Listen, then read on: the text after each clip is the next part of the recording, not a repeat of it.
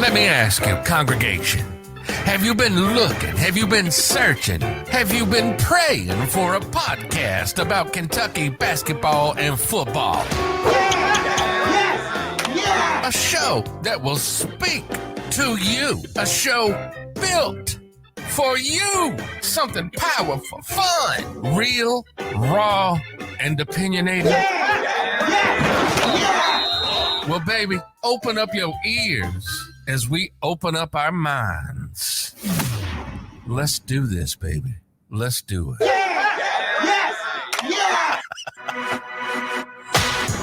Welcome to Religiously Kentucky.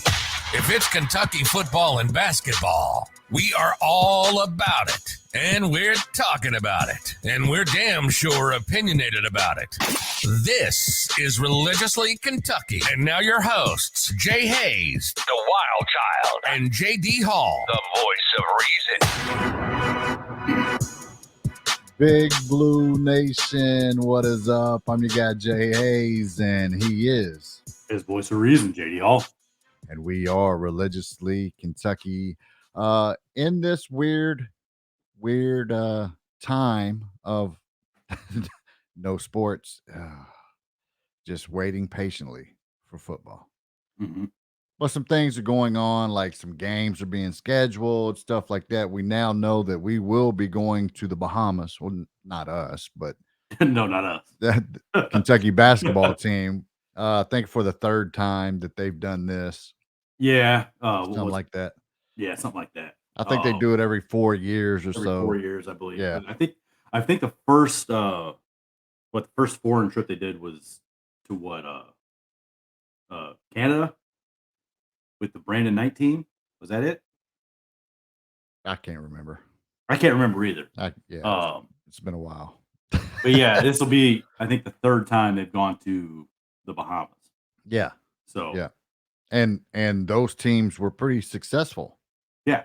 When you go back and look, I mean, but Elite Eights, Final Fours, championships. Yeah. Yep. Yeah. So they will be going to the Bahamas starting August 8th through the 14th. I think it's like on a Wednesday. So I think it's Tuesday. It starts on a Tuesday. Right. One of the games. Yep. And I'm like, I'm going to miss a few of these games. But I mean, they're exhibition games. Yeah. So I mean, if you miss them, you miss them. Still though, without any sports, man, it's good. It's good to see. Right. You get to see the team on the floor together playing. So I'll take whatever I can get when we're talking about Kentucky football, Kentucky basketball, whatever. Yeah. I see one layup and I'm like 40-0. you know. Right. Jacob Toppin hits a corner three and you're like, number one pick. Yeah. So right. No, I'm looking forward to seeing them get out there on the floor together and playing against not just like scrimmages and stuff like that with each other, but against real teams. We're talking the Bahamas national team, Carleton University, and from Canada, who's won like 15 of the last 19 Canadian college championships. So that Dominican team, Republic team, that team from Canada is not going to be any kind of pushover. So it's going to be a good test for this team to see exactly how good they are, because they've beaten teams like Wisconsin and Baylor and teams like that in exhibitions. So and also a Mexican pro team, right? So I mean, no matter who they play, it's all a step up in competition from what a lot of teams play in these type of exhibitions and stuff like that. So we're not talking like an NAIA team or anything like that. These are national teams. These are college powerhouse teams from other countries and stuff like that. So it'll be good to see them get out there on the floor so we can kind of gauge what to expect from the team. So and now the players are on campus. Yep. So I mean, how are you feeling about the players that we have returning and the players that are joining about this team? How do you feel about these guys? I like this team. Yeah. It's very similar in makeup to last year's team. Yeah. But I think this team this year is going to be longer, more athletic, better defensively. If you looked at the picture that they put out of all those guys standing around the pool, like Tiro and Reeves look like they're a legit 6'6", 6'7". Is that how you say his name? I was wondering about that. I have no idea. That's how I'm saying it. Is it Thero? Until they come out or with Tiro? the actual pronunciation, I'm just going to pronounce it how I think it's pronounced. Right. And usually I don't even say his last name. I just say his first name, Adu. So yeah, because that's a little bit easier to figure out how to say it. Right. But when you look at that picture, those guys look like they're a legit 6'6", 6'7". Yeah. Jacob Toppin looks like he's a legit 6'10", standing there next to Lance Ware, who was listed at 6'9" last year. Yeah. And he looks like he's a little bit taller than Lance. Case and Wallace and CJ, 6'4". Yeah. So there's the Are makeup you saying as far as zone? No. No. Absolutely not. You know how I feel about zone. I Right. think zone is a lazy way to play defense. Right. Right? And it is. It is. Because there's moments though that it works. If you want to mess up the flow or change things up, yes, I can see that. But Right. like they don't play zone in the NBA. And Right. and these guys, I get it's not about the NBA when you're talking about Kentucky. Right. But it's also about preparing these guys to be able to play when they go on to the next level, because that's their ultimate goal. Yeah. Is getting them ready for the next level. And yes, there is zone in the NBA, but it's not like when you're talking about zone in college where you can just stand in one spot and defend an area. Right. Zone in the NBA, you've got to be within a certain distance of the guy that you're guarding, and you have to move it around. Like it's completely different than college zone. Yeah. So I hate zone defense. I think it's a lazy way to play defense. You use zone if your guys can't defend. Right. Yep. So I think we're gonna have more length, especially like I think Kaysen's a little bit longer than what Ty was. Antonio Reeves, probably a little bit longer, a little bit more athletic than Kellen Grady was. CJ and Davion probably pretty similar. But again, Jacob Toppin, he's taller, he's longer, he's bigger than what Keon Brooks was. So you bring him in Right. to replace Keon. Who, by the way, is visiting Arizona this weekend. Right. Chris Livingston, probably a little bit bigger than what Keon Brooks was as far as his length and his. We know he's bigger size wise. Yeah. Because what Keon's measurables came out of, like the G League camp, I think it was 6'6" and 205. So that's not great when you're talking about your starting four guy.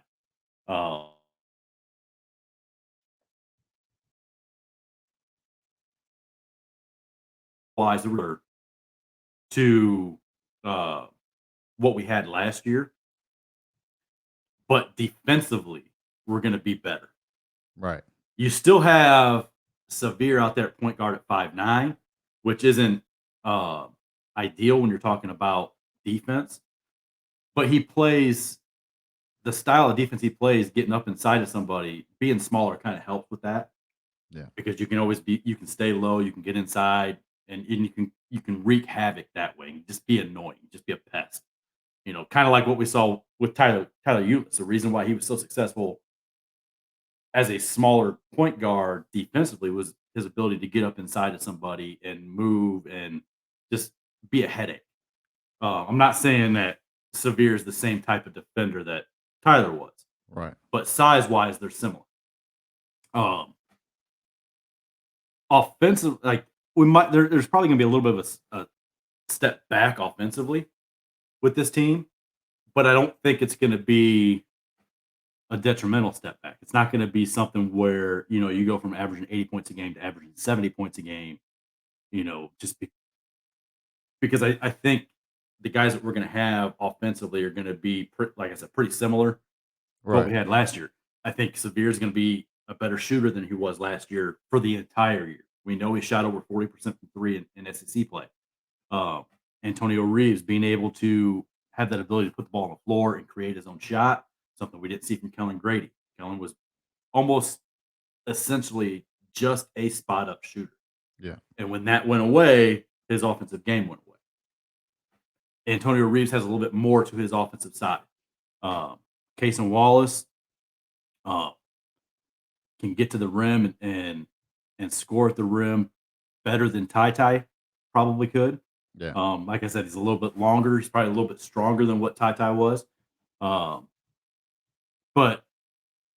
I like the makeup of this team. Yeah. And then you're talking, there's people talking about the transfer from Illinois being a possibility to come in. A guy that shot, 41 or 44% last year from three for Illinois. Yeah.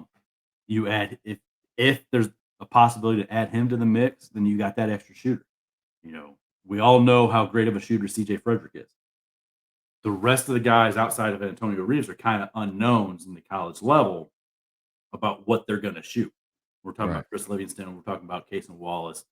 Jacob Toppin, is his volume going to go up and keep the same percentage, that mid 30% range where you want to see him shooting the three? That's where you want him at percentage-wise. That's probably where you want Chris Livingston and Cason Wallace too. You want them in that mid 30s.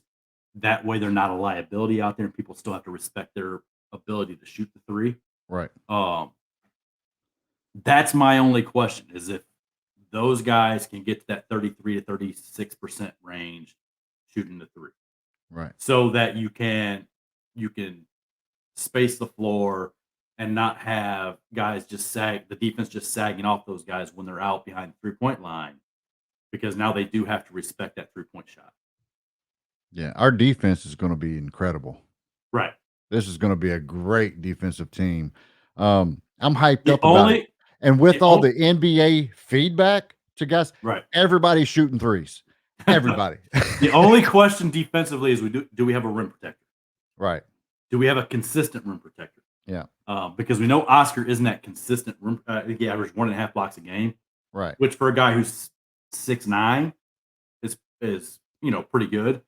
But can Damian Collins take that next step when he's on defensively the floor and be that guy to protect the rim when he's on the floor? Right. When he has that, we don't know that yet. We don't know that yet. That natural ability.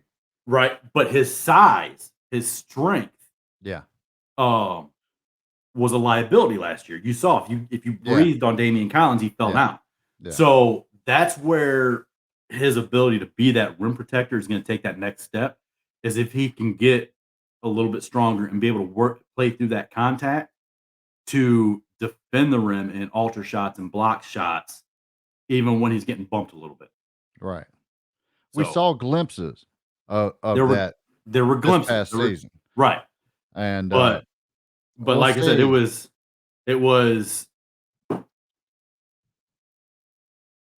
like coming from the weak side. It wasn't like on ball, right. It wasn't anything where he was just blocking anything that came through. Because you could bump him off his spot a little bit and then take it up through the contact, to score. But he's never going to be Oscar when we're talking about strength. Right.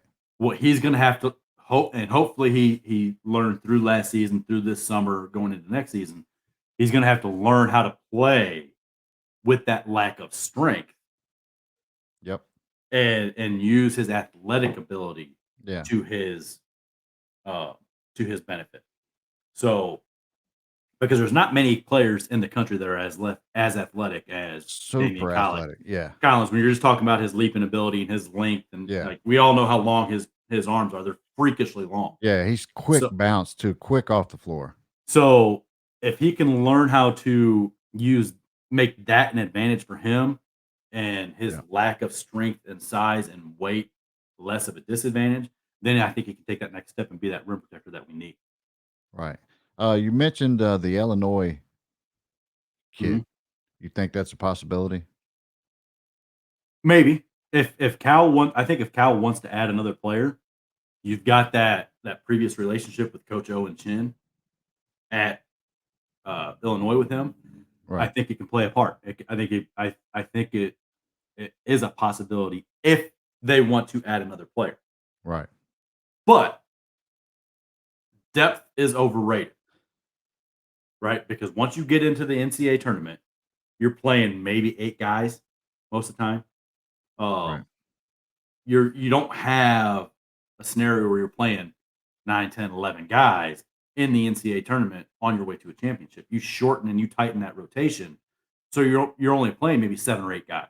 Right. And they won when Kentucky won in 2012. They basically played 6 guys. Right. We say And then that, the but seven- here, and the- here and the then the last few seventh- years, it's been all injuries, and we're like, Right, man, but that's the only reason. That's the only time that you need right. depth. Right. But to sit there and think that you can have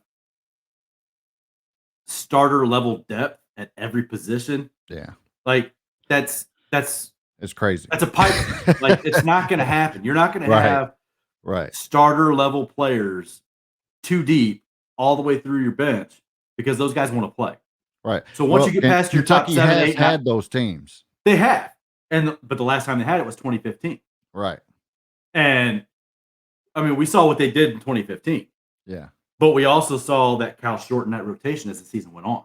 And it wasn't a true platoon as they got later and later into the season. And like I said, in 2012, when they won the title, they basically played 6 guys.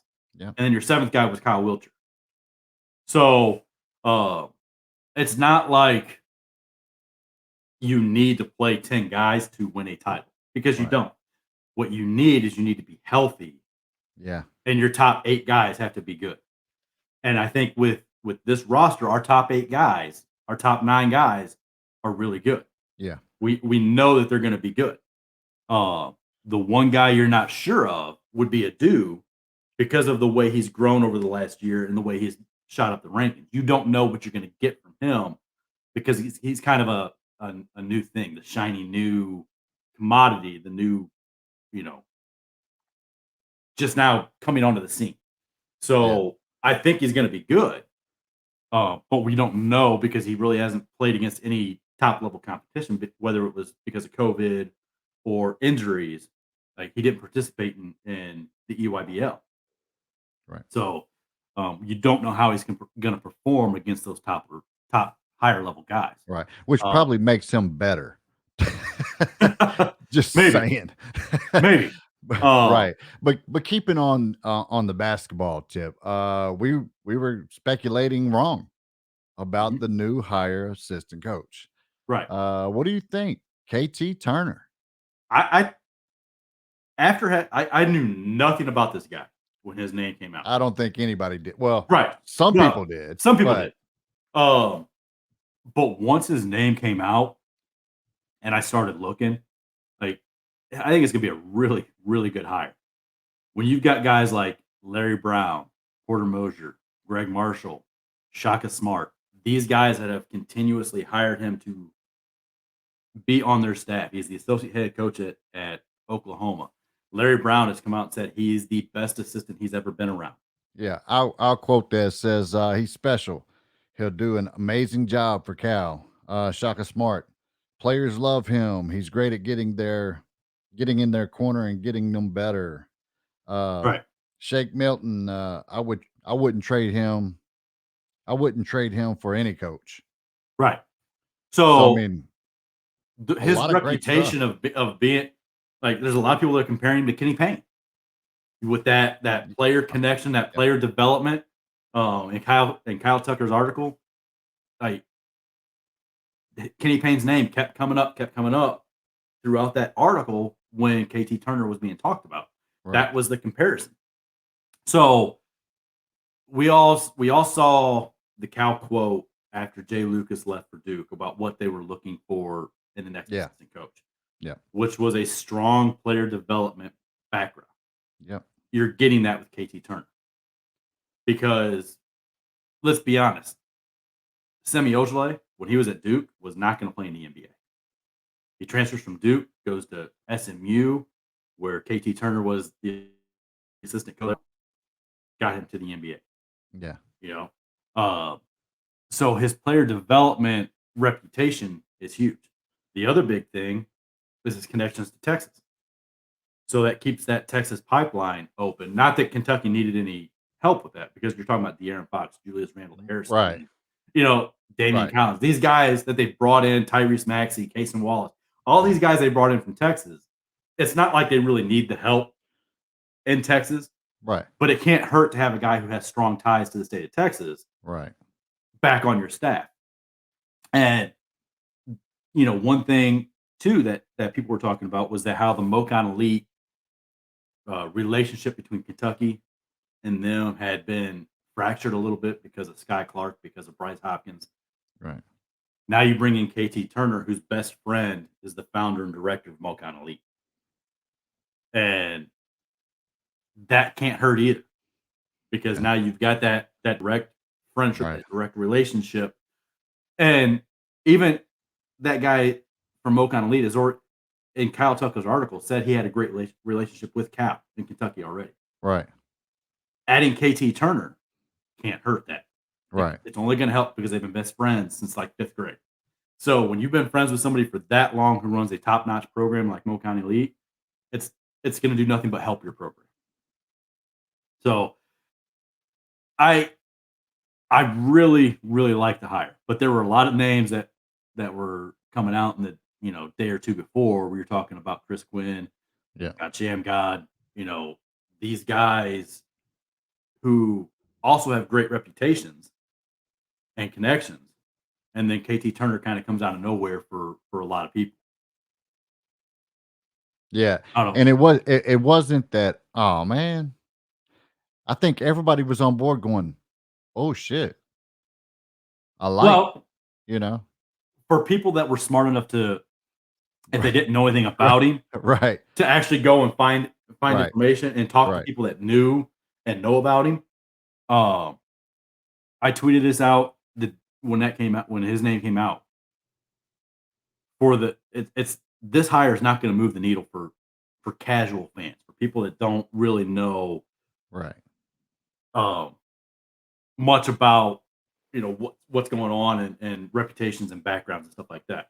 But for people that know, people that are in the know, people that are in the industry, people that are in college basketball, this is a great hire. Yeah. And if you're a fan, the best thing you could do is go and read about this guy and listen to how the people that he's worked with and who have hired him talk about him. Right. Yeah, I mean, that's it. Was it weird that he kind of followed Jay Lucas? He did follow Jay Lucas. Yeah. He was picked to replace Jay Lucas at Texas. Yep. And then he was picked to replace Jay Lucas at Kentucky. I don't think that's weird. I just think it's a coincidence. So you get a choice to pick Jay Lucas or KT Turner. Who are you going with? If I'm being honest, KT Turner. Right. He's got more of a proven track record as an assistant coach than what Jay Lucas does. Jay Lucas has a reputation of being a great recruiter. Yeah. And having connections. But his player development, if you listen to people that talk about it, wasn't great. Right. And we kind of saw that the last couple of years. I mean, if we're really being honest, the one player that Jay Lucas got to Kentucky was Damian Collins. Right. Because he really wasn't a. And I'm a Damian Collins fan, so I mean, me too. That's not like that's not a knock. Yeah. But he wasn't on the Kentucky radar until they hired Jay Lucas. Right. Right. So, Cason Wallace had the relationship with the Maxey family, and the talk about that was he was coming to Kentucky regardless. If he got the scholarship, he was coming to Kentucky. Yeah. And so I don't think you can really credit Jay Lucas much with that recruiting. And then we talk, people want to point to Shaden Sharp. That was kind of like a whole team, job where everybody was recruiting. So the one player that you can really credit Jay Lucas for at Kentucky is Damian Collins. Right. Now, does does KT Turner have a track record of recruiting a bunch of 5-star elite players? No, but when you coach at SMU, you're not going to get those guys. Right. You know, this is a whole different stage for him. Right. It's a completely different level than where he's been coaching at. Right. Wichita State, you're not going to get those level of recruits.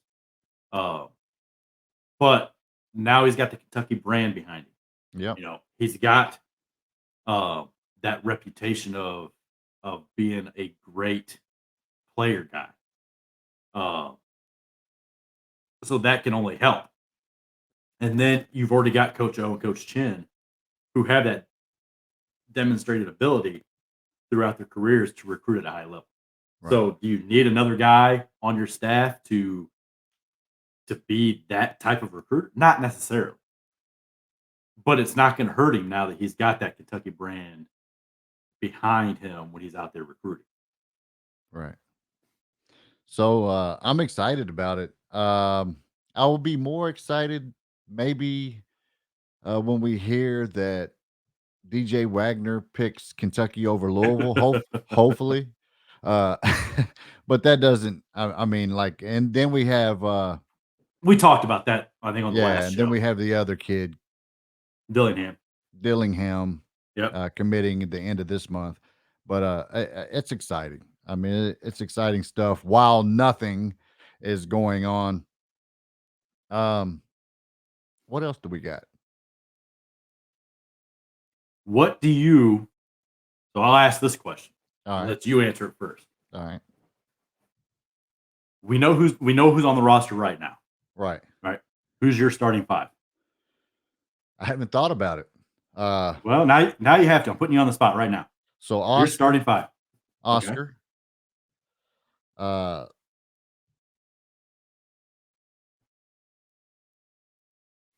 Severe. Okay. Jacob. Okay. Then I'm going Kaysen. Okay. Got one more.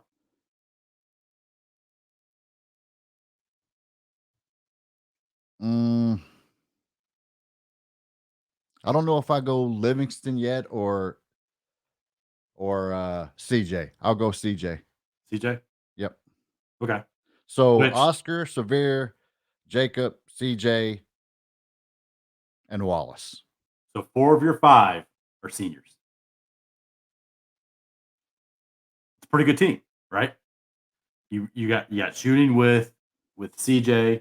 Yeah. You've got playmaking ability with Kaysen and Severe. I'm questionable on CJ's defense, though. But let's not forget, when he was at Iowa, he was normally guarding the best player on the other team. Right, right. So I think his defense is underrated.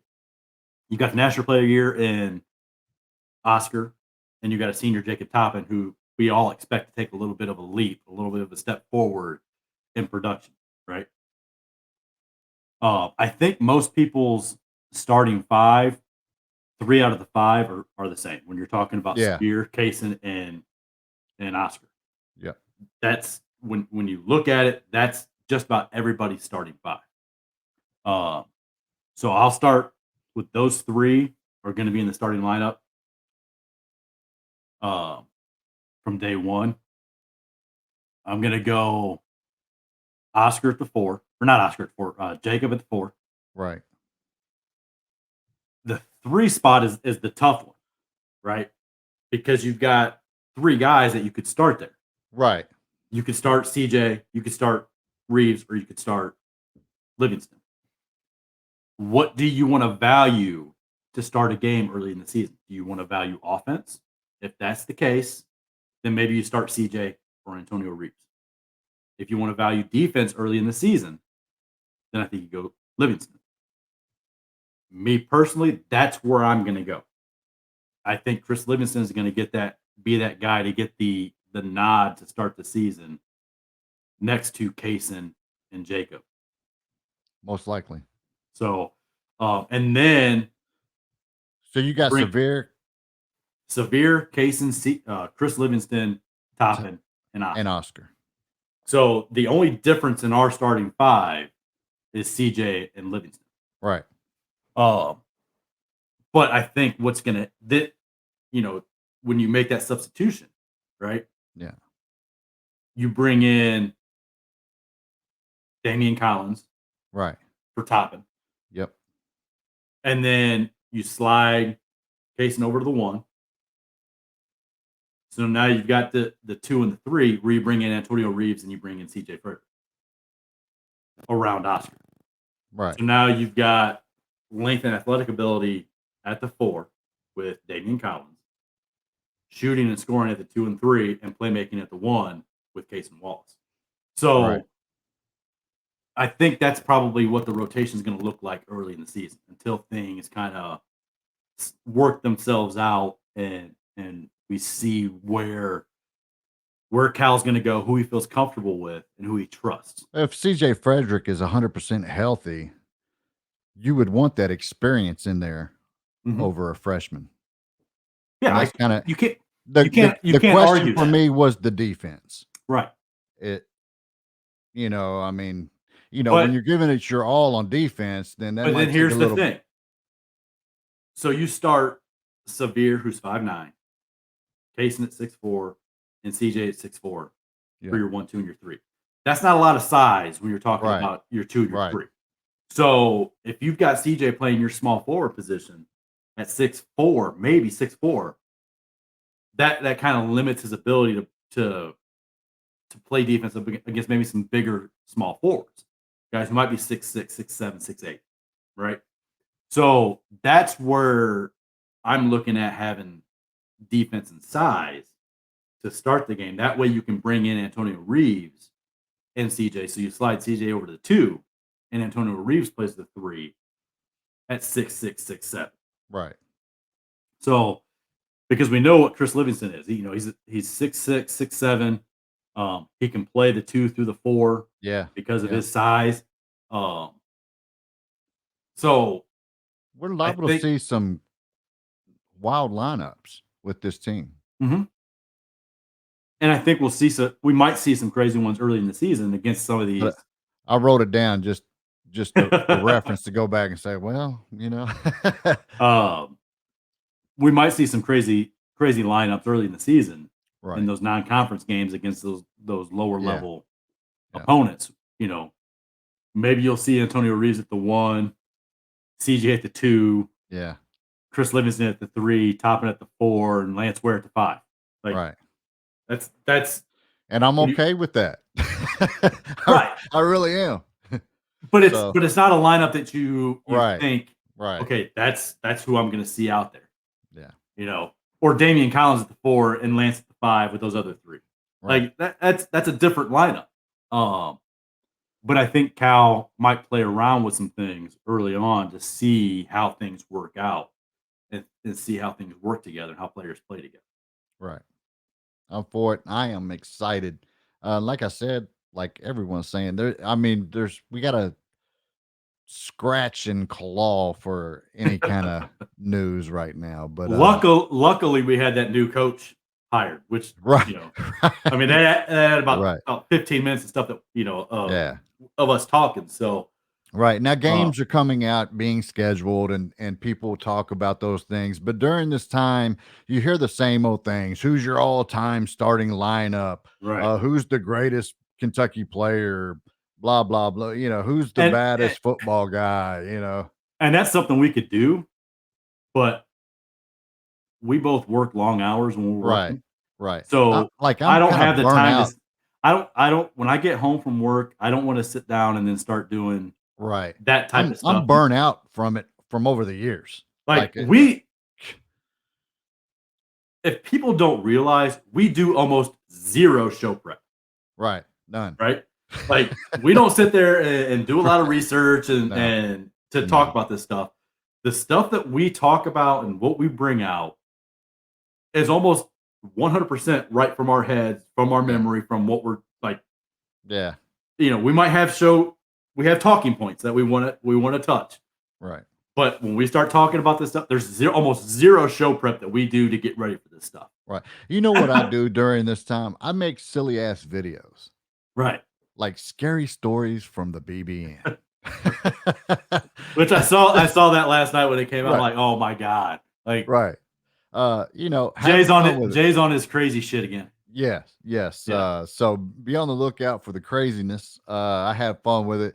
Laugh a Right. little. I mean, that's what we should be doing, But is that's smile and laugh a little. but that's what we are. We're just two guys that are like, the conversations that we have when we do this, or what you might be having at a garage, in a Right. garage somewhere, Or or at a bar, or run into you a at the grocery barbecue. store, Right. talk to you for 15 Right. minutes. We just have normal, regular conversations Right. that everyday fans have. Yeah. Like, we don't get It into just that so crazy. happens that we're number one in the podcast world for Kentucky news. Just saying. But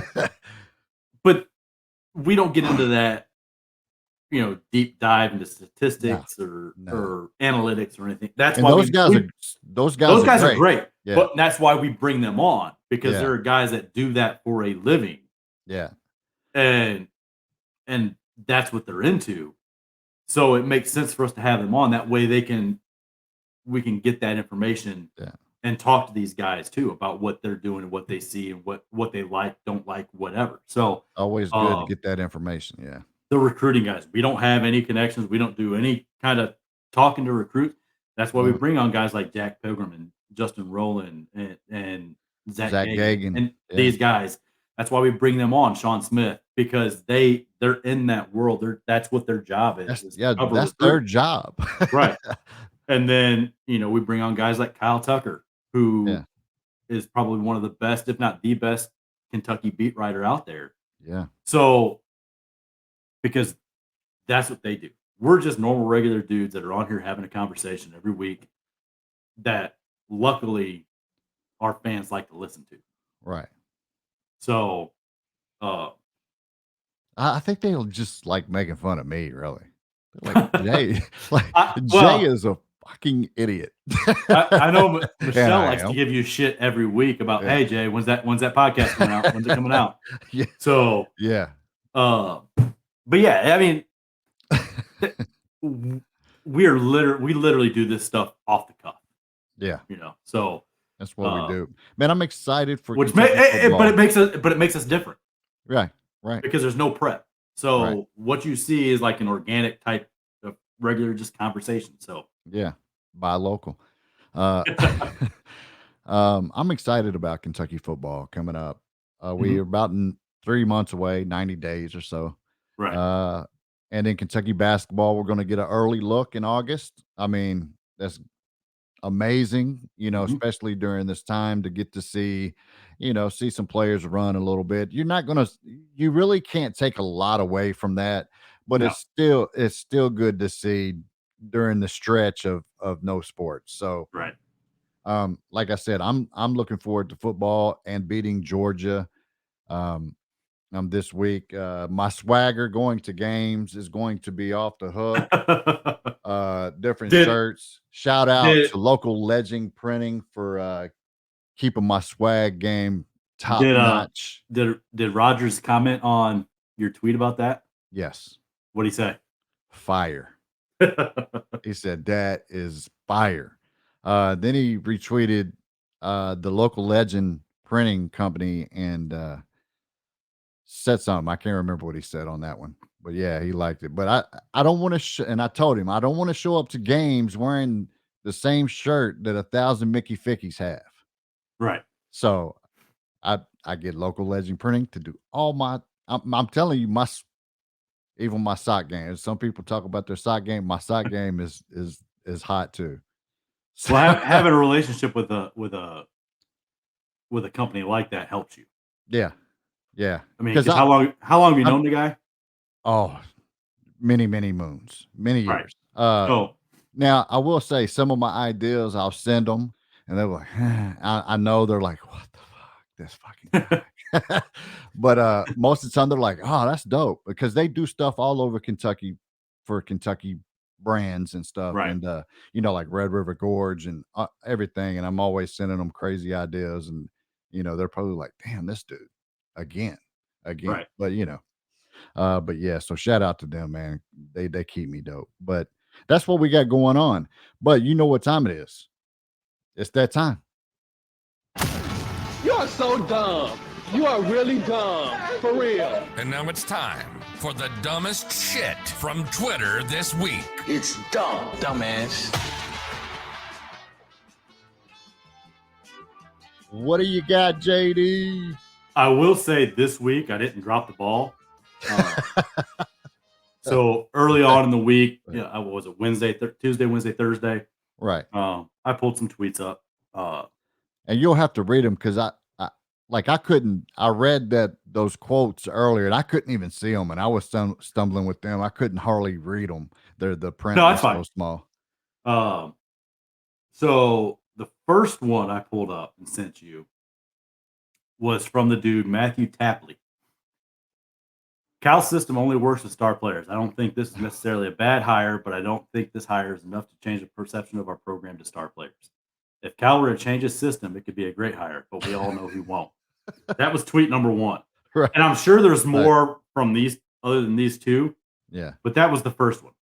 The second one, which is even dumber than the first. Right.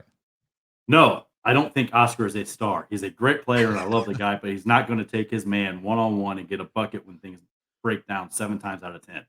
No, I don't think we will get 3 to 4 top 10 players in 23. I hope I'm wrong. Did we not just see Oscar win National Player of the Year? Yeah. He's definitely a star. Did we not see Oscar put up 30 and 15 regularly at the end of the season? Yeah. Right? On a consistent basis. When our entire backcourt was hurt and couldn't score. Right. Oscar was putting that team on his back and doing what star players do, which is taking his guy one-on-one and getting a bucket. Right. So this is the kind of stupid shit that we see all the time, and why we say this segment is harder and harder to do because we're trying to find newer stuff. Like these, but this is also the type of guy I'm talking about who says that the hire wasn't a good hire. Right. Just because he doesn't know the name. Right. And didn't take time to go out there and figure out who this guy was and what he's about doesn't make it a bad hire. Because you're fucking lazy. Right. These guys in their basketball church leagues be doing too much, man. What's wrong with these guys, man? These are the guys that are playing basketball in those church leagues on like a carpeted floor. Right. Right? Man, come on, man. It's crazy. You're doing too much. What we got next?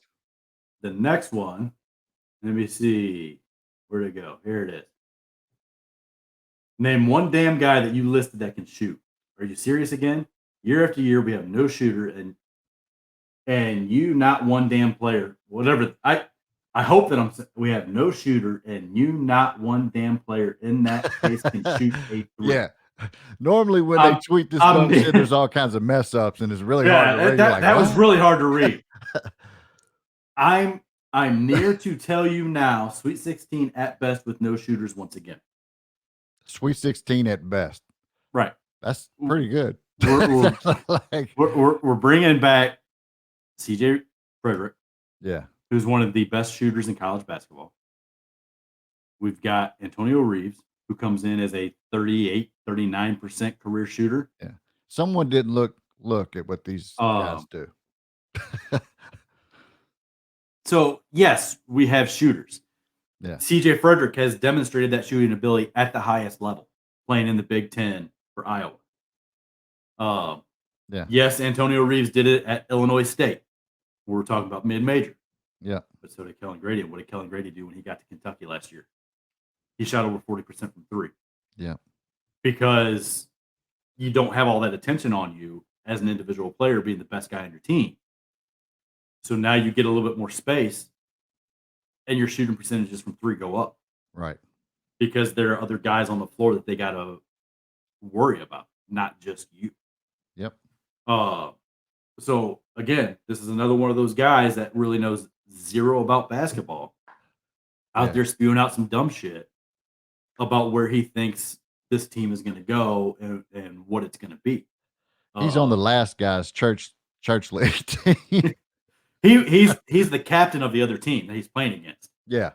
Yeah. So what's wrong with these damn people? It's crazy. Yes. Like, do you want shooters?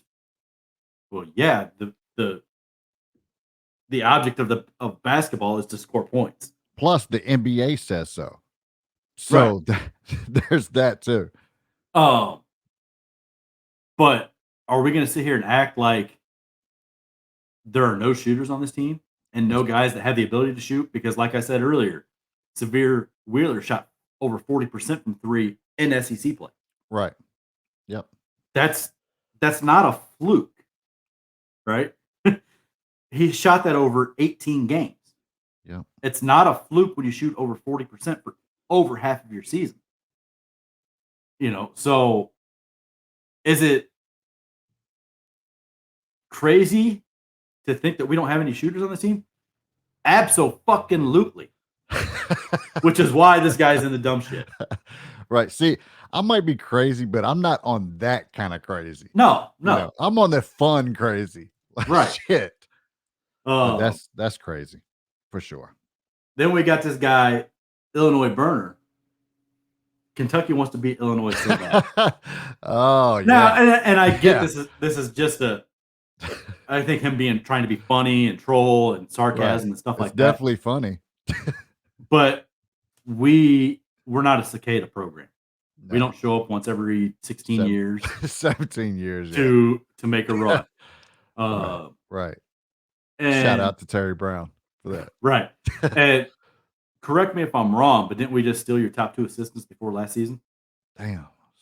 Swiper, quit swiping. So I don't think it's so much we want to be Illinois. It's more they want to be Kentucky. Right. Like that's a fact. Chin and wanted to be back at Kentucky. Chin wanted to be with Kentucky. He wanted to be Kentucky. Yeah. So that's a big old fact. And your best player wanted to come to Kentucky. Yep. Before last season. So let's not act like we want to be you. Those guys want to be us. That's what it is. True story. And last finally, but not least, you sent me a screen grab of your video from Facebook. Yeah. Which the screen grab is scary enough. You like but then that? we got some. But then we got some scary stories. Then we got some dude that said, and Cal will be right there congratulating him. Won a POS. Yeah. Yes, he should be there congratulating any player that was on your roster, whether he played or not, if they get drafted by the NBA. Because that looks good, not only for you as a coach, but you as a program, that you are going to support your players no matter what they do, no matter what they decide to do. Right. Called him a piece of shit for it. Right. So what? That's what I don't like. I understand being upset at the whole situation. I get that. But you as a coach, when you're talking about Calipari, right, you don't just write somebody off and basically disown them because they didn't do what the fans think they should have done. Yeah. Because that's worse for you as a coach in a program than that player not playing. Right. Because it starts to show that the only people that you care about, the only person you care about is yourself. Yep. And we've seen over the years that that's not what Calipari is about. He's not about just himself. He wants to see all of his players succeed, whether they play for him or not. We've seen what he does for guys that transfer out of the program, the phone calls he makes, and the things that he does to get them eligible for the transfer portal. Right. We've seen how these players talk about Calipari when they leave, and they ask them about Calipari. They never have anything bad to say about him after they transfer because of what he does to get those guys to a place that fits what they want to do and what they want to be. So yes, to circle all the way back to the beginning and his stupid ass comment, yes, Calipari 100% should be there when he gets drafted to congratulate him on getting to where he needs to be or where he wanted to be as your end goal as a basketball player. Your end goal as a basketball player is not to play college basketball. if you're an elite guy, your end goal is to play professional basketball. Yep. So period. if a guy is associated with your program in any way, then it's up to you, and it's you have a duty to be there to support those kids when if and when they get drafted. And think about this. One of the top guys, one of the top guys, top 3 in the country, regardless of playing or not, chose to come to Kentucky. Right. There was a chance that he could play, but he chose to come to Kentucky. That says big things for your program, playing or not playing. Right. I would like to know if you liked my video. So send us an email. But like that whole situation, I think, was Sharp and his family, I think, was manipulated. Yeah. By Dwayne Washington. Yeah. Do they end up becoming complicit in what happened? Yeah, they do. But I think at a smaller level, and they have less blame than what Dwayne Washington has. Yeah. Because we all know the background of that whole situation from the articles that have been written and stuff like that. So there's no need to rehash that again. You said it before. You got to take people at their word until they show you different. Until they show you different. And they kept their word to the very end. Right. Or they kept saying until the very end. Until the very end. So I hold no ill will to Shaden Sharp. No. Get that money. Get that bag. And, I don't think he held the program hostage. I don't think anything he did with malice. Right. Because if you're Cal and you've got a guy that's going to declare for the draft, because I'm sure he already knew that, you're still you can recruit guys to be like, hey, there's a possibility he's not going to be here, so we have this spot for you. Yeah. I think people point to the Nick Smith recruitment and stuff like that. There were other players on the roster that at that time that contributed to Nick Smith not picking Kentucky. Yeah. And it wasn't necessarily Shaden Sharp. But it is what it is. It's in the past. We've got to, as a fan base, we've got to let it go. Right. We can't be continuously putting out negative comments and negative tweets about the kid, because that does nothing but hurt your recruiting going forward. Because whether you think it or not, and whether you like it or not, recruits are on Twitter and recruits to see what that stupid shit that you put out there. Right. And if you think it does, or whether you think it doesn't, believe me, 100%, it plays a factor into what these kids think about us as a fan base. Right. And whether or not coming to Kentucky is a good choice. Right. That was the dumbest shit from Twitter this week. Extended for JD to give y'all the breakdown on what it really is, man. Support these kids, man. Like a regular person, like if you could skip college to go into your great paying job straight, you would do that. Right. So look at it from that standpoint. But that's where we're at. Waiting patiently for Kentucky football and basketball. The dumb shit don't stop. No, we'll never stop. But please stop it, so we don't have to keep doing this segment. I wanted, after I saw the reply to my video, I was like, "But did you like the video?" It was fun, right? But yeah, just being silly with the situation, me personally, I'm screaming, "Get that bag!" I'm rooting for everybody. I mean, it was a disappointing thing that happened, because I really like Shaden Sharp. I wanted to see him play for Kentucky, but at the same time, I'm rooting for him to reach his dreams and make that money. That's 100%. What it's about. 100%. But with that being said, would you like to add anything before we head on out? Not necessarily about that, but anybody that watches or listens, I'm putting up all the clips, all our episodes on YouTube, a couple of weeks after we put out the the audio for it. But usually I'm drinking a Coke. But I see all these people constantly tweeting about the C4s. Yeah. Plug. Yeah.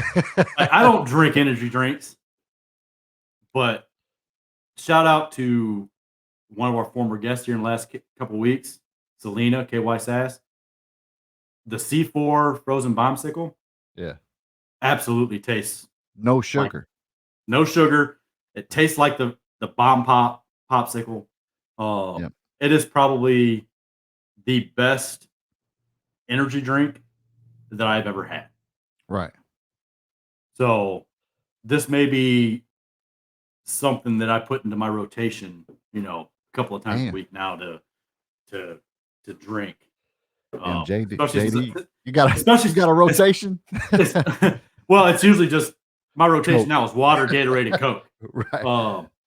But this may have to be added. I might have to grab a couple of these a week just so during the week when I'm getting up at 3:45 in the morning, I can have one of these in the morning going forward to wake me up a little bit. Also, try the Ghost Bubblicious. Ghost Bubblicious? Yes. Amazing. Yes. I might have to try the C4 Skittles because I've seen that a good one too. That's a good one too. So, this frozen bombsicle is probably the best energy drink I've ever had. You really trying to get a check, ain't you? Hey, if we can get a sponsor, they want to send a check. If they want to send us a check, if C4 wants to send us a check and sponsor us, like TB's getting that Gatorade money, I'm all for it. Like that's where it's at. Like we will accept your check very happily. Yeah. Yeah. So, and that's where we're at, man. Like I said 20 times, I'm your guy Jay Hayes, and he is JD Hall, and we are Religiously Kentucky. Sadly, we're at the end. You've been listening to Religiously Kentucky. They say all good things must come to an end, and this was a damn good thing. But the good news for you is we'll be back soon. Thank you for listening to Religiously Kentucky. As you can see, we are not passing around the offering plates. Instead, we just ask you that you tell a friend about the show and tell them that the podcast is available on Apple Podcast, iHeartRadio, Spotify, or wherever you get your podcasts. And you can find us on all social media platforms. Until next time, Big Blue Nation, this is Religiously Kentucky, signing off.